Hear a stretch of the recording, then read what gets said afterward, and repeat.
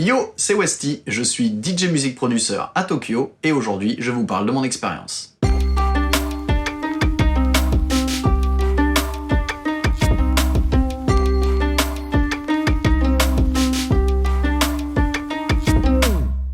Alors, tout a commencé en France, où j'ai fait des études de pharmacie, je suis donc pharmacien, et j'ai décidé de tout plaquer pour poursuivre une carrière musicale au Japon. C'était un rêve que j'avais depuis gosse, mais que j'ai mis de côté en grandissant, étant installé dans une certaine routine avec un job stable, etc. Mais ça faisait quand même déjà quelques années qu'en parallèle de mes études, je faisais des soirées, alors d'abord privées, des anniversaires, des mariages, etc., puis en club, à être booké ou alors à organiser mes propres soirées. Ma première grosse expérience du Japon me vient d'un working holiday que j'ai effectué là-bas pendant 1 an, afin de mieux découvrir le pays et appréhender sa culture.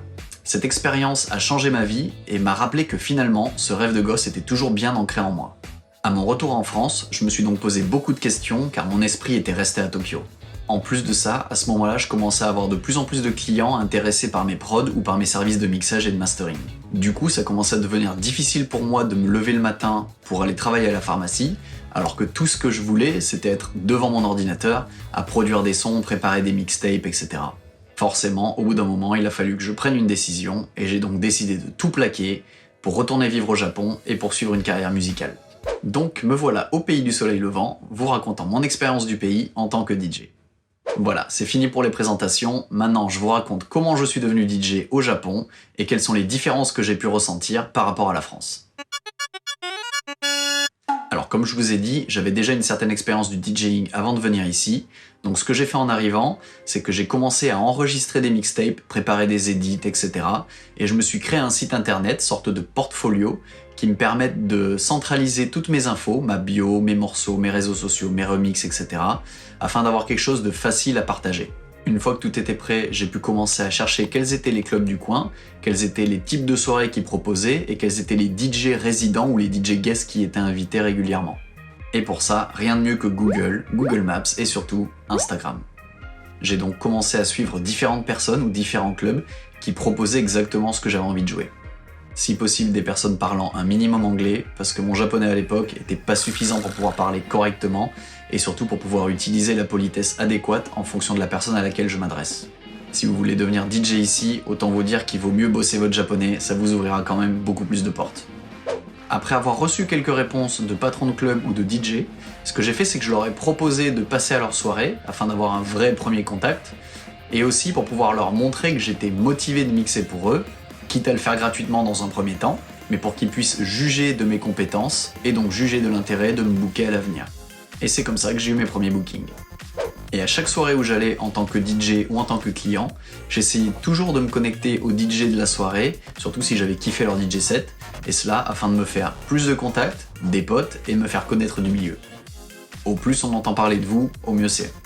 Bien sûr, tout ça est beaucoup plus facile si vous êtes music producer et que vos morceaux sont en ligne sur toutes les plateformes, alors encore plus si vous êtes bien évidemment signé chez un label.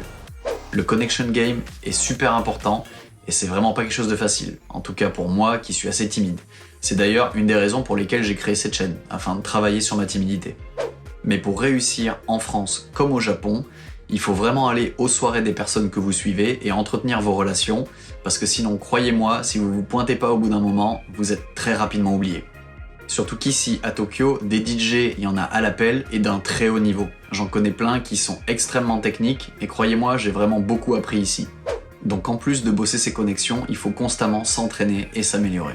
C'est pour ça que quand j'ai une soirée qui approche, je passe toujours beaucoup de temps à chercher de nouveaux morceaux, à préparer mes playlists, bosser mon DJ set et m'entraîner. Et pour s'entraîner ici, c'est super pratique, on peut louer des petits studios pas très chers et où il y a absolument tout ce qu'il vous faut dedans pour bien bosser.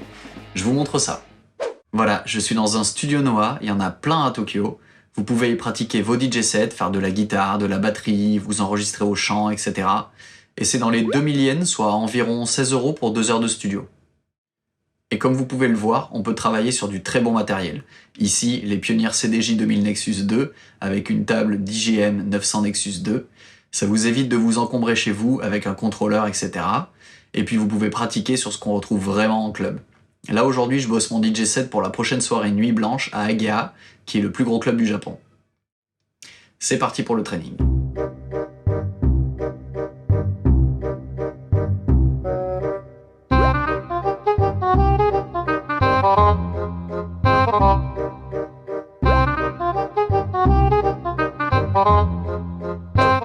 training est fini, je vais aller manger avec mon pote Neki et je vous reprends juste après.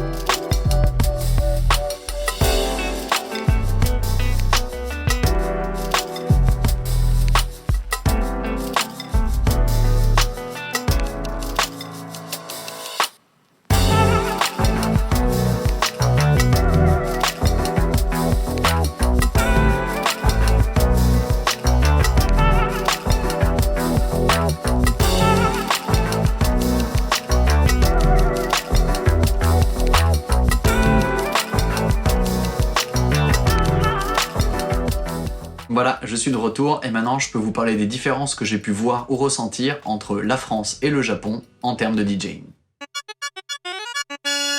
Ce qui est super cool au Japon, c'est qu'il y a peu de clubs qui sont généralistes. La plupart sont vraiment spécialisés.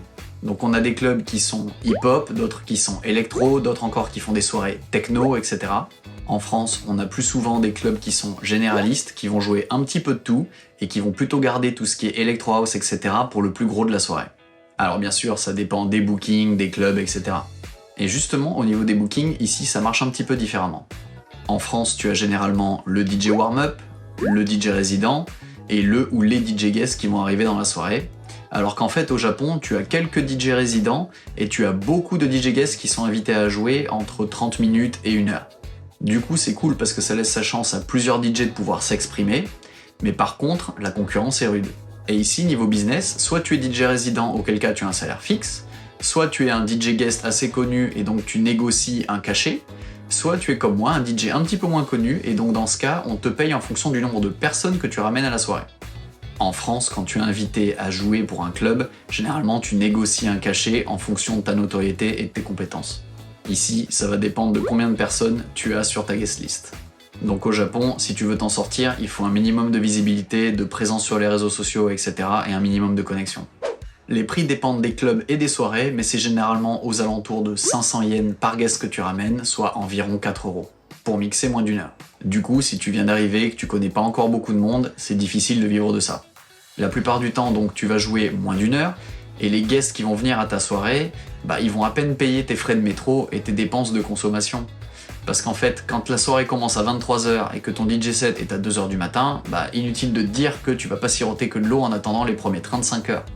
Par exemple, quand je mixe à Egea, il y a même des stands de bouffe à l'extérieur, donc bon, à 3 h du matin, le petit kebab ou le petit burger, ça passe bien. Tu peux même manger un curry. Alors après oui, tu peux te faire de l'argent en faisant un peu attention et en invitant tout le temps du monde, mais il faut inviter tout le temps du monde et qu'ils se pointent à chaque fois. C'est pour ça que la majorité des DJ ici font plus ça par passion et ont tous un job à côté. La meilleure option, c'est bien sûr de devenir DJ résident. Ici, j'ai été résident d'un petit club sur Shibuya, et c'était vraiment une très très bonne expérience. Déjà, ça payait mieux qu'être DJ guest en soirée, et en plus, dans ce club-là, toutes mes consommations étaient prises en charge, donc je me suis bien fait plaisir. Malheureusement, le club maintenant a fermé et s'est déplacé en fait dans une autre ville, donc l'aventure s'est terminée pour moi. D'ailleurs, niveau conso au Japon, généralement quand tu mixes en soirée, t'en as pas. Ou alors on te donne 1 ou 2 tickets d'une valeur de 700 yens à peu près. Donc inutile de te dire que si tu as tendance à boire de la vodka Red Bull, faudra rajouter 200 ou 300 yens de ta poche. Une autre option pour espérer vivre de ton expérience de DJ ici au Japon, c'est d'organiser tes propres soirées. Mais ça, c'est assez difficile parce que souvent les clubs te demandent en fait de louer la salle qui t'intéresse dans leur club. Et les prix, ça peut aller de 5 000 jusqu'à plus de 40 000 €. Ou alors éventuellement les clubs peuvent ne pas te faire payer de location, mais par contre si, admettons, tu veux une salle qui fasse normalement 10 000 € à la location, et si jamais ta soirée a généré que 8 000 € pour le club dans cette salle, tu dois payer 2 000 € de ta poche au club. D'autres clubs, généralement un peu plus petits, peuvent te permettre d'organiser tes propres soirées sans location, juste en négociant en fait un pourcentage sur les entrées et ou le bar, mais comme tu t'en doutes, c'est peu fréquent. En tout cas, de mon expérience. Il existe bien évidemment plein d'arrangements différents, mais j'expose ici que les principaux auxquels j'ai fait face. Ensuite, en termes de clientèle, je trouve le Japon quand même assez différent de la France. Souvent en France, en fait, tu commences ta soirée dans un bar, et après t'as envie de continuer à boire des coups, à t'enjailler avec tes potes, etc. Donc tu vas dans un club. Ou alors, éventuellement, il y a un DJ que tu connais, soit un pote, soit un DJ guest, etc. Donc tu adores la musique et du coup t'as envie d'écouter du gros son, donc généralement tu sors en boîte. Ceci dit, en France, il y a quand même de plus en plus de home party, qui est quelque chose qu'on retrouve, mais alors absolument pas au Japon, ou alors c'est extrêmement rare. Et enfin, en France, on va quand même souvent en club aussi, un petit peu pour choper. Alors bien évidemment, je généralise, hein, c'est pas le cas pour tout le monde, hein, mais c'est quand même quelque chose qu'on retrouve assez souvent, c'est un classique. Mais par exemple, ici, la plupart des gens vont plutôt aller draguer dans un bar ou dans un izakaya, quelque chose d'un petit peu plus intimiste. Ou alors, ils vont carrément le faire dans la rue avec ce qu'on appelle le nampa.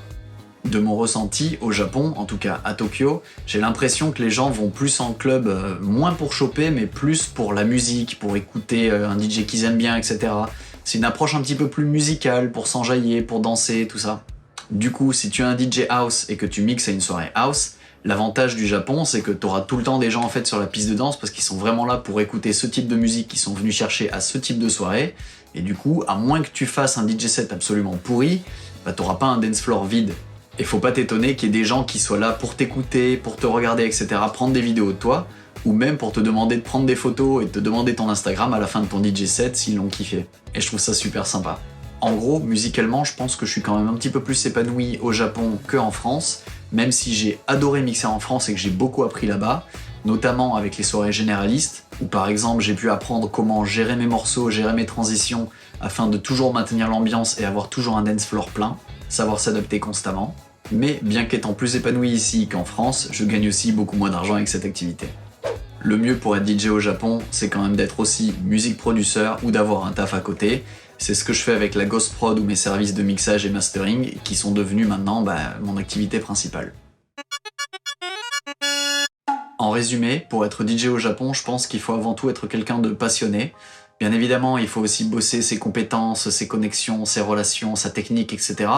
Mais je pense que c'est avant tout une question de passion pour la musique, pour le DJing, etc. Parce que comme je vous l'ai dit dans cette vidéo, on gagne pas forcément beaucoup d'argent, en tout cas au début. C'est pas facile de se lancer. Mais ce qui est important de garder en tête, c'est que si vous avez une passion, si jamais vous avez comme moi un rêve et que vous avez envie de l'accomplir, faut pas hésiter, faut rien lâcher, faut y aller, etc. Quitte à se planter, mais au moins comme ça vous aurez aucun regret. Voilà, j'espère que la vidéo vous aura plu et que vous aura appris 2-3 petites choses. Si vous avez des questions, n'hésitez pas à m'en faire part dans les commentaires, je vous y répondrai.